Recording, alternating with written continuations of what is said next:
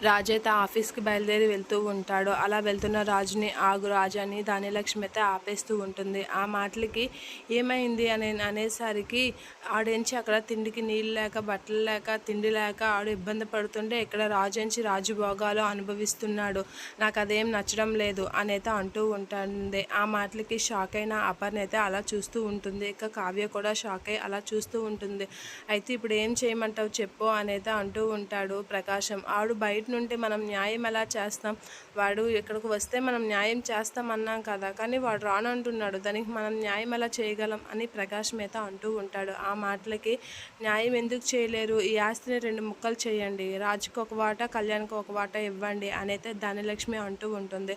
ఆ మాటలు వినగానే సుభాష్ అయితే షాక్ అయ్యి అలా చూస్తూ ఉంటాడు. ఇక అపర్ణ కూడా షాక్ అవుతూ ఉంటుంది. బామ్మ అందరూ షాక్ అయ్యి అలా చూస్తూ ఉండిపోతూ ఉంటారు. రాజు ఏం మాట్లాడకుండా అలా వాళ్ళ పిన్నికాస్ అయితే చూస్తూ ఉండిపోతూ ఉంటాడు. ఇక సీతారామయ్య అయితే ఇక కళ్యాణ్ ఇంటికి వచ్చే వరకు రాజుకి ఆఫీస్కి వెళ్ళే హక్కు లేదు, ఇక రాజుని ఆ పదవి నుంచి తీసేస్తున్నాను అని సీతారామయ్య అయితే అంటూ ఉంటాడు.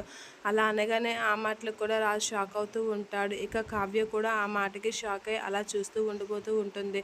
ధాన్యలక్ష్మి అయితే ఇప్పుడు చాలా హ్యాపీగా ఫీల్ అవుతూ ఉంటుంది.